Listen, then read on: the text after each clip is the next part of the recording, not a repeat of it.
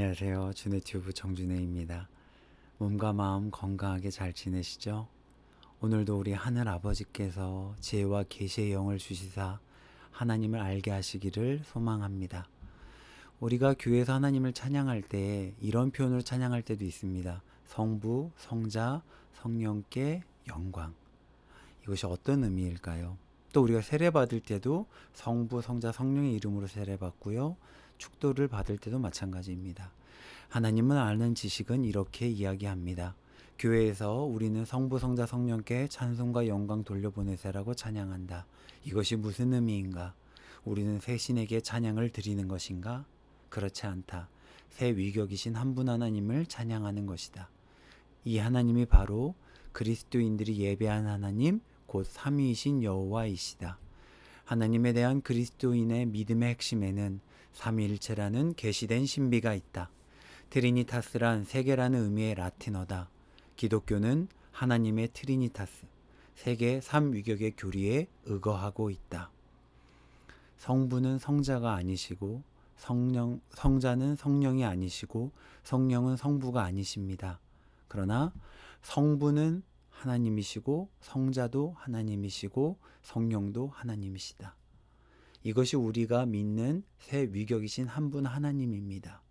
새 위격이신 한 분 하나님께 우리는 찬양하고 새 위격이신 한 분 하나님께 기도하는 것입니다. 오늘은 이 세 번째 위격이신 성령님에 대해 그분이 누구신지, 그분이 어떤 사역을 하셨는지를 알아보려고 합니다. 세 번째 위격이신 이 성령님을 예수님은 이렇게 소개하셨습니다. 내가 아버지께 구하겠으니 그가 또 다른 보혜사를 너희에게 주사. 보혜사라는 단어 많이 들어보셨죠? 여기서 또 다른에 주목하셔야 합니다. 보혜사가 처음 오시는 것이 아니고요. 이미 오셨습니다. 그렇다면 먼저 오신 보혜사는 바로 말씀이 육신 되신 예수님이십니다. 여기서 보혜사를 헬라어로 표현하면 파라클레이토스인데 뜻은 변호, 중재자, 돕는 자, 보호자입니다. 즉 예수님께서 이 땅에 오셔서 제자들과 함께 하시고 그들을 가르치시고 그들을 보호하시고 그들을 인도하셨습니다. 이제 예수님께서 떠나신 후에 또 다른 보혜사가 오셔서 예수님이 제자들을 돌보았던 것 같은 방식으로 돌보신다는 이야기입니다. 이 또 다른 보혜사를 예수님은 진리의 영이라고 말씀하시고 성령이라고 알려주십니다. 이 성령님은 창조 때부터 함께 하신 하나님이십니다. 창세기 1장 1절부터 3절을 보면 하나님이 천지를 창조하십니다. 3절에 하나님이 이르시되 이 말씀이 빛이 있으라 하시니 빛이 있습니다. 이 말씀이 육신이 되어 오신 분이 바로 예수님이시죠. 2절에 보시면 땅이 혼돈하고 공허하며 흑암이 깊음 위에 있고 하나님의 영은 수면 위에 운행하시니라. 이것을 압축한 시편은 이렇게 표현합니다. 여호와의 말씀으로 하늘이 지음이 되었으며 그 만상을 그의 입 기운으로, 이 입 기운이 바로 성령님이시죠. 그의 입 기운으로 이루었도다. 즉 또 다른 보혜사는 하나님이십니다. 예수님이 하나님이듯이 또 다른 보혜사이신 이 성령님도 창조 때부터 함께 하신 또 다른 위격이신 하나님이십니다. 그렇기 때문에 그분께서 또 다른 보혜사가 되실 수 있는 것입니다. 예수님이 하셨던 일을 다른 위격이신 성령님이 똑같이 하실 수 있습니다. 만약 그 성령님이 또 다른 위격이 아니시라면 예수님이 하신 일을 감히 할 수 없겠죠. 그러나 또 다른 위격이시기에 예수님께서 하신 일을 우리 또 다른 보혜사이신 성령님께서 하실 수 있습니다. 그런데 이단들은 자신이 보혜사라고 한 것입니다. 안타깝죠. 사람들을 속이고 아프게 하고 삶을 망치는 일들이 있었습니다. 사람은 그 보혜사가 뜻하는 여러 단어 중에 한 의미 정도는 할 수 있을지 모릅니다. 그러나 예수님이 하셨던 일들을 완벽하게 똑같이 할 수 없습니다. 우리에게 필요한 것은 구원이 필요한 사람이 아니라 구원자입니다. 정말 우리에게 필요한 사람은 육신이 되신 그 예수님이시며 또 우리에게 계속 그분을 알게 하시는 이 성령님이십니다. 우리는 이것을 오늘도 하나의 많은 지식을 통해서 기억해야 합니다. 삼위 하나님의 관계를 잠시 살펴보겠습니다. 성자는 성부께 복종하십니다. 성자는 그분의 이름으로 보냄을 받으셨습니다. 언제 이 땅에 올지, 어디로 갈지, 어느 가족으로 갈지 다 성부께서 정하시고 성자는 그대로 복종하시고 오셨습니다. 그리고 그분의 이름으로 일을 행하시고 그분께서 말씀하시는 것 그대로 말하시고 그분께서 기뻐하신 일만 행하셨습니다. 이 부분 잘 생각하셔서 내가 하나님을 섬기는 것이 어떤 의미인지를 보셨으면 좋겠습니다. 그리고 두 번째는 성령은 성부께 복종하십니다. 성령은 성자의 이름으로 성부에 의해 보냄을 받으셨고요. 성령은 성부뿐만 아니라 성자에게도 복종하십니다. 성령은 성부뿐 아니라 성자에 의해서도 보냄을 받으셨습니다. 이것이 삼위 하나님의 관계십니다. 두 번째, 성령 하나님의 사역에 대해서 살펴보겠습니다. 성령 하나님의 사역은 복음과 신약 성경이라는 또 작은 챕터로 나눌 수 있습니다. 예수님께서 제자들을 부르시고 그들을 가르치시고 그들을 보호하시면서 그들에게 이렇게 말씀하셨습니다. 너희도 처음부터 나와 함께 있었으므로 나의 증인이 될 것이다. 이것이 부활 전에 말씀하신 것이고요. 부활 후에는 성령이 너희에게 내리시면 너희는 능력을 받고 예루살렘과 온 유다 사마리아에서 땅끝까지 이르러 내 증인이 될 것이다. 근데 문제가 있습니다. 성경을 통해서 잘 아시다시피 제자들은 온전하지 않았습니다. 이들이 예수님의 증인이 되려면 이들이 온전해야 하고 예수님의 가르치신 것, 예수님의 사역을 깊이 이해하고 체득했어야 하는데 이들은 예수님과 함께 있을 때에도 깨닫지 못했습니다. 그래서 예수님 계속 말씀하신 표현이 바로 아직도입니다. 예수님과 함께 있을 때도 깨닫지 못하고 예수님의 사역을 오해하고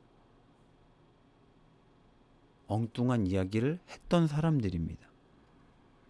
이들의 증거는 쉽게 왜곡되거나 제멋대로 바뀌고 뒤죽박죽 엉망진창 될 수도 있습니다. 그런데 이들에게 성령 하나님이 오심으로 온전한 증인이 되게 하십니다. 그것이 성령님의 사역입니다. 성령 하나님은 모든 진리를 가르치시고 모든 오류에서 구해주시며 예수님께서 알려주신 것을 다시 생각나게 하고 가르치고자 하셨던 나머지 것들을 계시하기 위해 오셨습니다. 그 대표적 예가 바로 오순절 사건입니다. 마가의 어머니의 집, 그 위층 다락방에서 제자들은 모여서 온전히 기도합니다. 그들이 온전히 모여서 기도할 때에 호련히 하늘로부터 급하고 강한 발음 같은 소리가 있어 그들이 앉은 온 집에 가득하며 마치 불의 혀처럼 갈라지는 것들이 그들에게 보여 각 사람 위에 하나씩 임하여 있더니 그리고 그들이 다른 나라의 언어로 막 하나님에 대해서 이야기할 때 사람들이 몰려듭니다. 그 사람들이 몰려든 것을 보고 베드로가 일어나 이렇게 설교하죠. 요엘서를 인용하고요. 예수님에 대해서 베드로가 쭉 이야기합니다. 생애와 사역, 죽음과 부활, 그리고 그분이 승천하셨고 무엇이 구원이며 또 이들을 통해서 어떤 공동체가 구성됐는지를 사도행전 2장에 쭉 설명이 됩니다. 놀라운 일이죠. 이들은 예수님과 함께 있을 때는 예수님이 하신 일들을 때로는 오해하고 이해하지 못했습니다. 그러나 성령께서 이들의 각 위에 임하시사 이들은 복음을 온전히 이해하고 깨닫게 되고 복음을 잘 전파하는 사람이 되어 정말 땅끝까지 이른 증인이 되었습니다. 이 복음이 전파되면서 이 사도들이 자연스럽게 한 것이 바로 뭐냐면 성경을 기록한 일입니다. 특별히 사도 바울은 고린도 교회에게 이렇게 표현했죠. 우리가 세상 영을 받지 아니하고 오직 하나님으로부터 온 영을 받았으니 이는 우리로 하여금 하나님께서 우리에게 은혜로 주신 것을 알게 하려 하심이라. 그래서 바울과 그 밖에 제자들은 편지를 성령님을 통해서 보낼 수 있게 됩니다. 특별히 디모데후서에 우리가 너무 잘 아는 말씀, 모든 성경은 하나님의 감동으로 된 것으로, 하나님의 감동이라고 번역된 이 헬라어는 정확하게 얘기하면 God breathed입니다. 이것은 신약 성경 오직 여기만 쓰인 단어인데 God breathed, 모든 성경은 성령으로 된 것이라고 번역해도 무방합니다.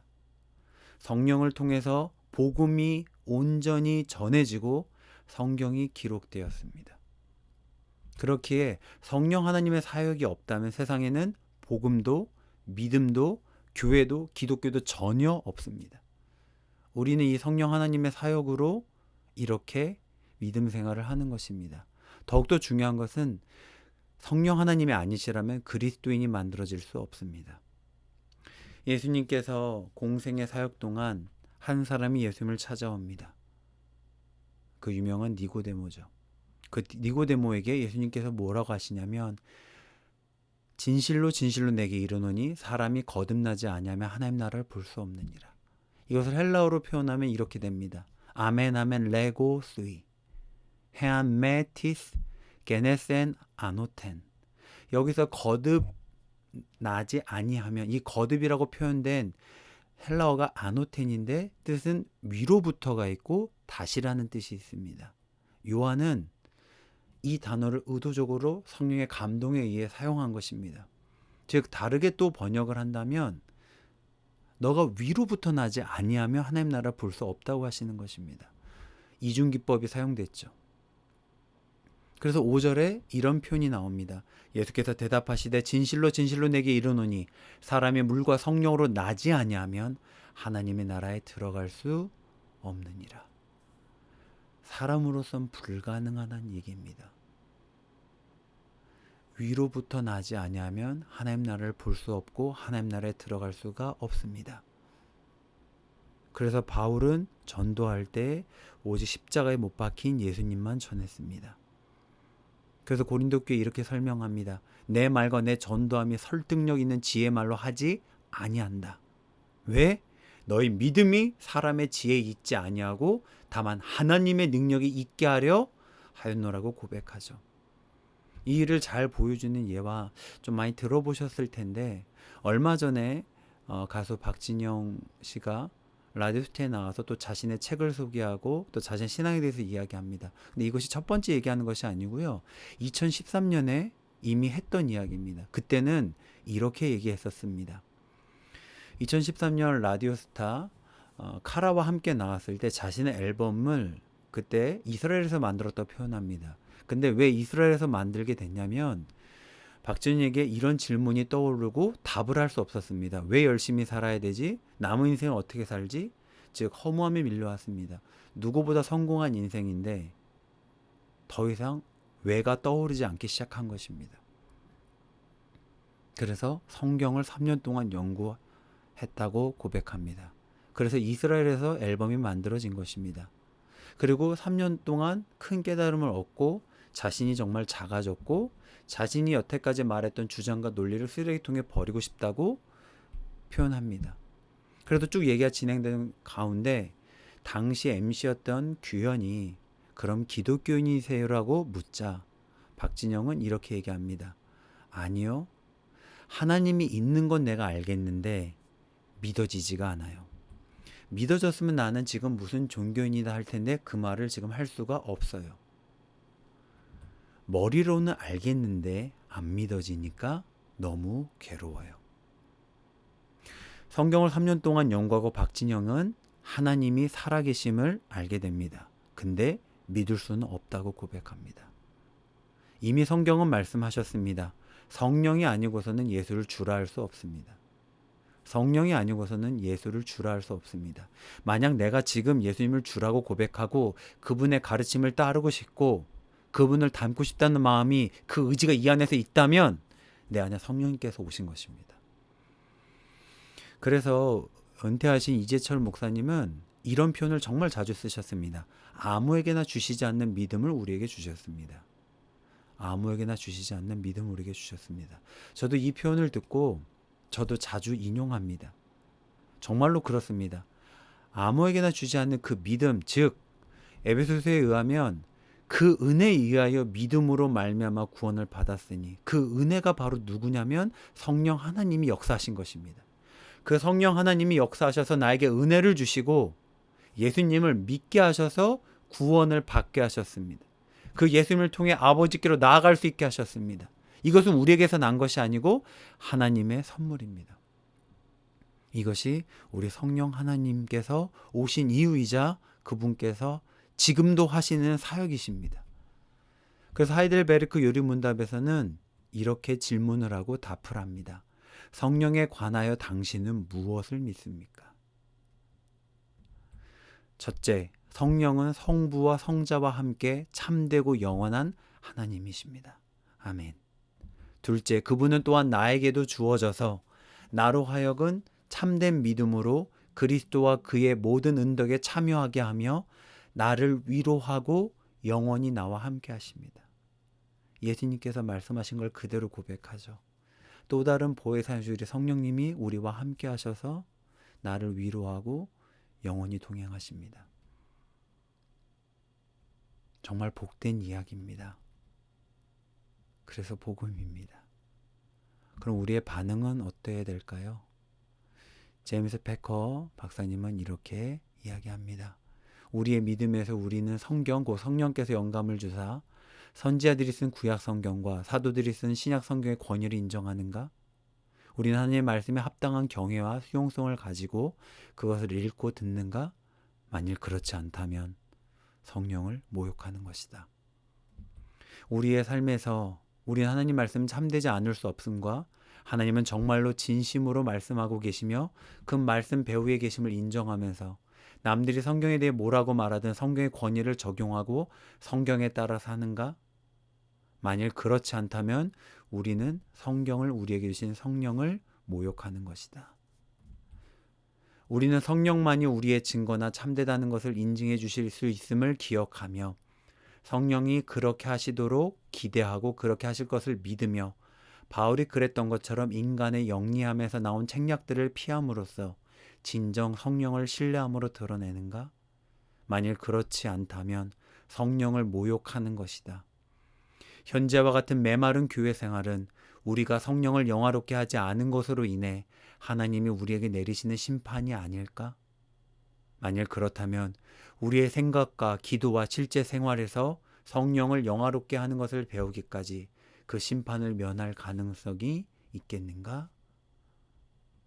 그래서 우리는 요한계시록에 나오는 말씀처럼 성령이 교회들에게 하시는 말씀을 들어야 합니다. 이 말씀을 잘 듣는 우리 모두 되기를 기도드립니다. 그분이 오심으로 우리는 오늘도 보호받습니다. 그분이 함께 하심으로 우리가 예수님에 대해서 알게 되고 하나님께 기도할 수 있습니다. 그 기쁨과 그 놀라운 선물을 오늘도 귀하게 여기시면서 또 하나님과 동행하는 기쁨을 누리시는 귀한 시간 되시기를 기도드립니다. 처음에 인사했던 것처럼 몸과 마음 건강히 잘 지내시고요. 또 다음에 인사드리겠습니다. 감사합니다.